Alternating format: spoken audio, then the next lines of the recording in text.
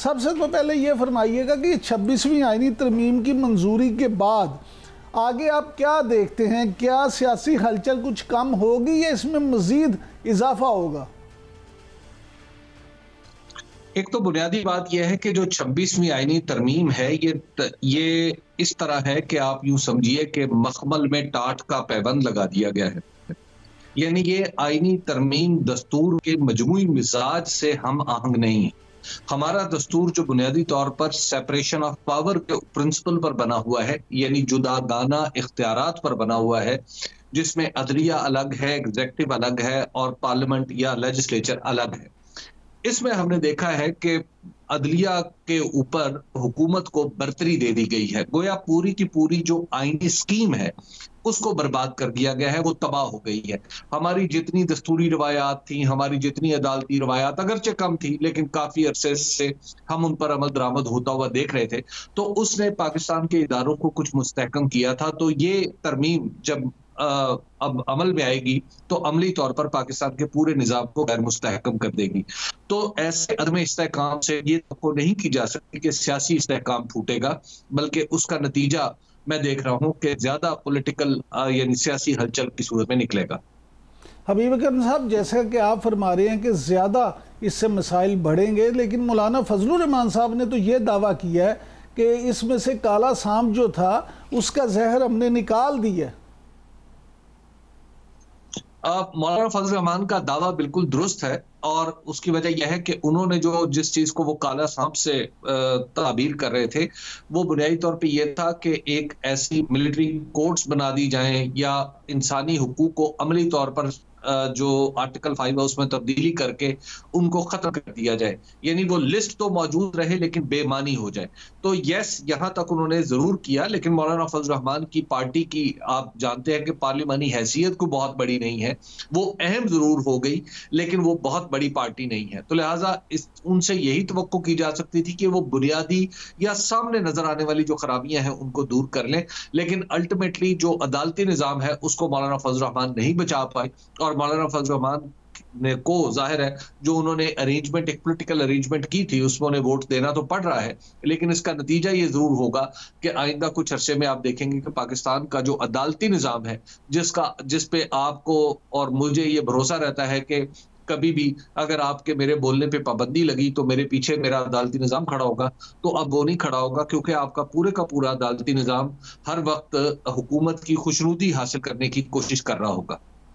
हबीब साहब, ये फरमाइएगा कि आप जो बातें कर रहे हैं प्रिंसिपली तो ये बिल्कुल ठीक हैं जो आप फरमा रहे हैं, लेकिन माजी में भी हमारा जो अदालती निज़ाम है इस बात से कतई नज़र कि लोगों को इंसाफ मिला या लोगों को झूठी सज़ाएं सुनाई गई या जो हुआ, इवन आपको 40 साल के बाद जुल्फ़िकार अली भुट्टो के जो फांसी का फ़ैसला था उस पर भी माफ़ी मांगना पड़ी।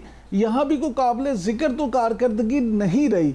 तो जब उस हालात में, जिसको हम कहते हैं कि बड़े आइडियल हालात थे और बड़ा जमहूरी अदालती सिस्टम था, उसमें भी अगर हम दुनिया में आखिरी नंबरों पे थे अदालती निज़ाम में, तो फिर इसमें शायद बेहतरी हो ही जाए। आप अदालती निज़ाम अगर आपका रहता तो यस, उसमें बेहतरी की तवक्को नहीं थी। ये जो मौजूदा अरेंजमेंट है ये अदालती नहीं है, ये हुकूमती है। यस, इसमें कुछ नाम इस्तेमाल किए गए हैं, जज, supreme court, high court, judicial commission, chief justice. ये इन इस्तिलाहात के इस्तेमाल से आपको लग रहा है कि ये निज़ाम जो है ये अदालती है। ये महज जो अदालती निज़ाम होता है वो महज लफ्जों का मजमुआ नहीं होता। इन लफ्जों के आगे और पीछे इनके मानी के तय्युन के लिए कॉन्टेक्स्ट होता है इमरान साहब।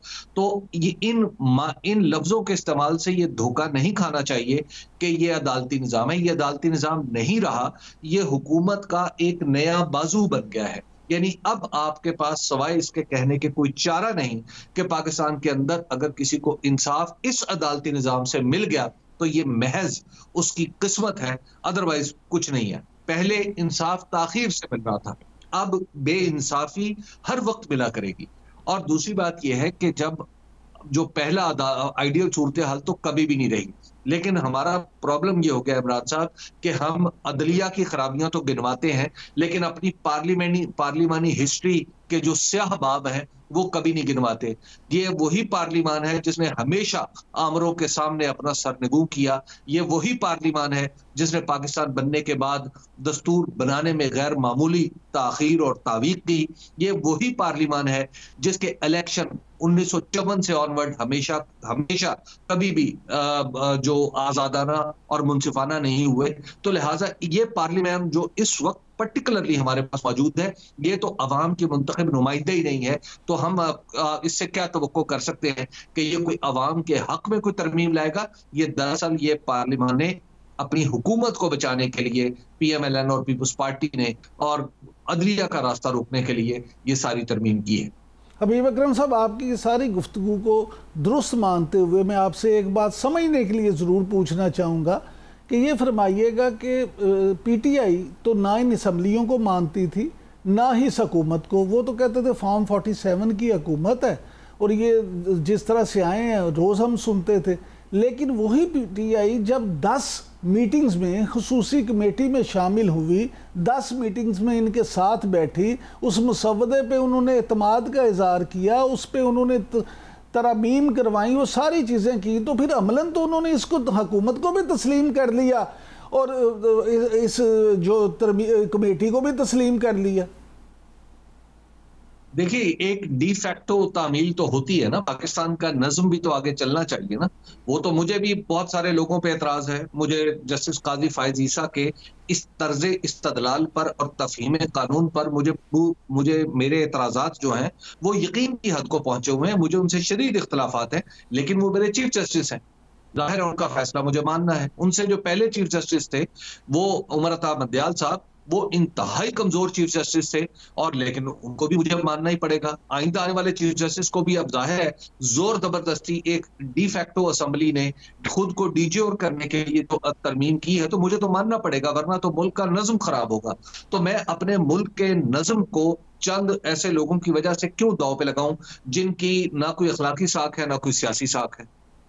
अच्छा, तो अब आप क्या समझते हैं कि अगला चीफ जस्टिस कौन होगा? फवाद चौधरी साहब ने तो दावा किया कि अगले चीफ जस्टिस मंसूर अली शाह साहब ही होंगे। तो क्या इस तरमीम के बाद आपको इसमें कोई तब्दीली नजर आ रही है? इम्कान गालिब तो यही है कि जो इस तरमीम में जो तजवीज़ किया गया है कि कोई भी जो पार्लिमानी पार्टियों का जो मजमूआ है वो दरअसल 2/3 अक्सरियत से फैसला करेगा। लेकिन जिस तरह की 2/3 अक्सरियत आज सेनेट में मैनेज हो गई है 2 लोटों के जरिए, तो उस तरह की अक्सरियत मैनेज कर ले और फिर कर लेंगे, हुकूमत कर लेगी। और ये भी हुकूमत ने कहा मैनेज की है। हुकूमत जिन बैसाखियों पे खड़ी हुई है वो तो इससे 4 कदम आगे चलती हैं। तो ये तो उन बैसाखियों की मरहूने मिन्नत है कि 2 आज सेनेटर 3 मिल गए इन्हें, और वो कहीं से टपक पड़े और आके उन्होंने अपनी पार्टी को दगा दिया, और दगा दे के उन्होंने अपनी हुकूमत के साथ वो जा मिली। तो लिहाजा ये काम तो चलता रहेगा। ये इस तरह का इस हुकूमत अगर अपने सियासी साख और अपनी कुव्वत के बल पर कुछ काम कर रही होती तो उसके बारे में तो कुछ कहा भी जा सकता। यहाँ पे तो आपको पता है कौन सी बात दस्तूर के मुताबिक हो रही है, जो तरमीम हो रही है जिसको दस्तूरी तरमीम कहा जा रहा है, ये दस्तूरी नहीं है, तो अगला काम कैसे दस्तूरी हो सकता है?